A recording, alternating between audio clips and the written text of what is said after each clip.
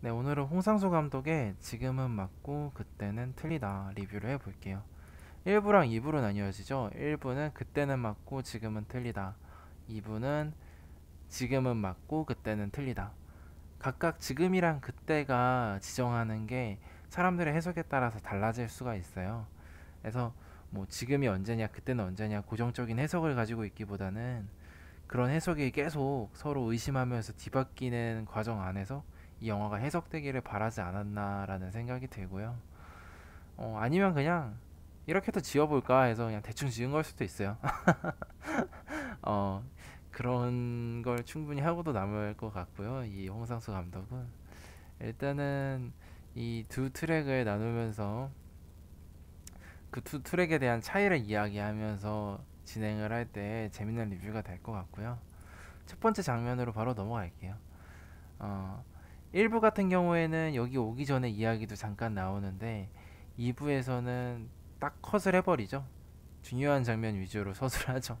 그래서 2부 같은 경우에는 바나나 우유 까는 장면을 안 보여줘요. 1부에서는 바나나 우유 까는 것부터 시선이 넘어가고 카메라로 보여준 다음에 이야기가 진행이 되는데 2부에서는 저 영화 감독 캐릭터가 자는 장면을 보여주다가 부스럭부스럭 소리가 들리고 그 다음에 바나나 우유 먹는 장면을 보여준단 말이에요. 그래서 카메라는 결국에 카메라일 뿐이다. 우리가 보는 건 우리가 보는 거일 뿐이다. 여러분들은 이 캐릭터에 대해서 그리고 이 캐릭터들이 카메라 밖에서 뭘 하는지에 대해서 모른다라는 걸 2부에서는 되게 강조를 많이 해요.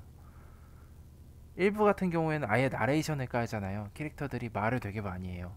순간적으로 틀린 말이더라도 나중에 그 캐릭터의 심리를 보여주지 않는 말이더라도 쭉 얘기를 한단 말이에요.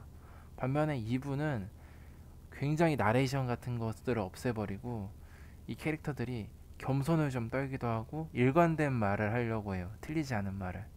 그래서 속마음이 좀 덜 노출된다는 느낌을 받을 수도 있고 그런 점 때문에 현실적이라고 느낄 수도 있어요.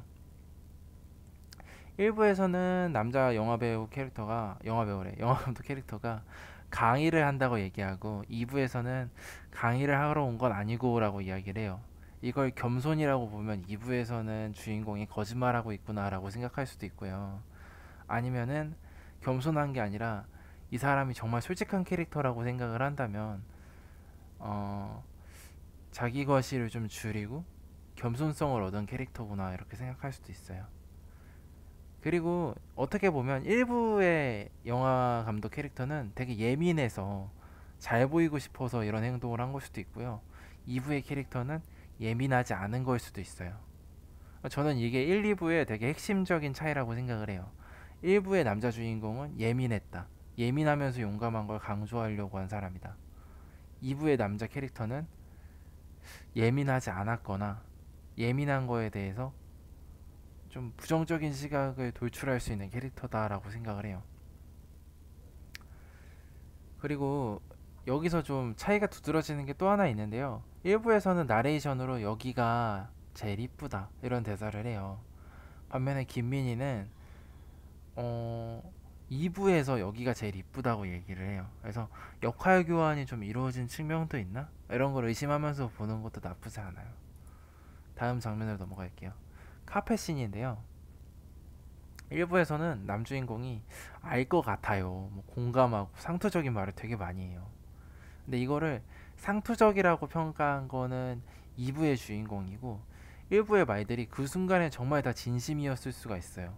알 것 같고 그리고 저 말이 무슨 말을 하는지 나와의 공통점을 통해서 이해할 수가 있고 반면에 2부에서는 그런 표현들을 최대한 하지 않아요. 상투적인 말들을 최대한 하지 않으려고 하고 되게 현대적인 영화처럼 최대한 건조하게 이야기를 하죠. 그리고 일부에서는 예민하게 하나하나 다 느껴서 저렇게 알 것 같다고 얘기하는 걸 수도 있는 거고요. 2부에서는 예민하지 않아서 최대한 자기가 느끼고 생각한 것들 위주로 자기 표현 위주로 이야기한다고 볼 수도 있고요. 일부에는 세상의 영향을 좀 더 많이 받아서 저렇게 표현하는 걸 수도 있고요. 2부에서는 좀 더 자기나 주체적인 것들에 대해서 관심을 많이 가져서 그런 걸 수도 있고요. 일단은 다음 장면으로 다시 또 넘어가면요.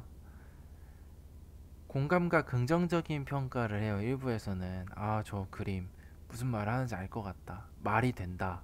뭐 아니면은 아, 되게 예민하고 용감해야 저렇게 행동할 수 있는 거다. 감각에 모든 걸 맡겨야 된다. 세상에 자기를 맡겨야 된다.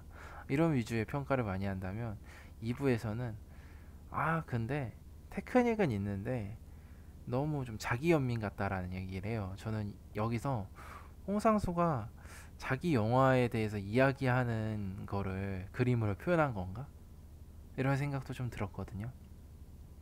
영화를 보고 자기 연민적이다 이렇게 얘기하는 관객이나 자기 스스로가 있을 수도 있고요. 아니면 영화를 보고 아, 상투적이다.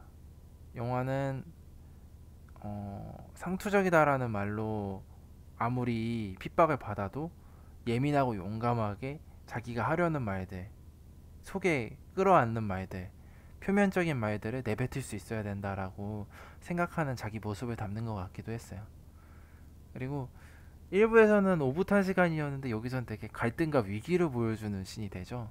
되게 재밌는 게 일부는 갈등 없이 잔잔하게 지나가다가 마지막에 갈등이 터지고 관계가 박살이 난다면 이부는 갈등을 미리미리 겪는 대신에 후반부에 뭐 웃으면서 나가요. 영화 나갈 때. 그죠?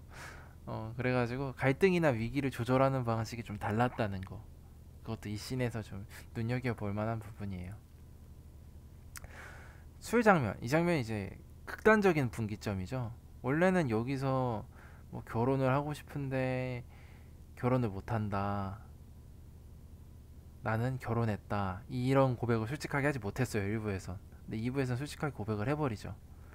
2부에서는 그리고 울어버려요. 아예. 그래서 어, 원래 1부에서는 여자가 막 괴로워하고 있으면 옆에서 남자가 위로해주고 이런 느낌이었는데 2부에서는 남자가 울어버리니까 여자가 그 얘기를 이제 듣고 이야기하면서 갈등을 해결하고 다시 친해지는 그런 장면이 돼버리거든요. 반지가 좀 특이한 이야기인데 진짜 길거리에서 반지를 주워버려요. 1부에서는. 아, 2부에서는 반지를 주워버려요. 근데 1부에서는 있었으면 좋겠다면서 라이터를 꺼내는데 없죠. 여기서 어느 게 더 현실적인가에 대해서 생각하시는 분도 있을 테고 2부는 1부의 어떤 후회하는 감정을 섞어가지고 만든 영화는 아닐까라는 생각을 할 수도 있어요. 저는 근데 그런 해석보다 여기서 좀 주목하고 있는 부분은 결국에 솔직이라고 하는 게 나중에 해피엔딩으로 끝날 수 있기 때문에 이런 식으로 살아야 된다는 어떤 교훈을 주려는 건가? 영화 자체가 어떤 교훈을 내포하고 있는 건가? 이런 생각을 하고 이 영화를 보는 게 아니라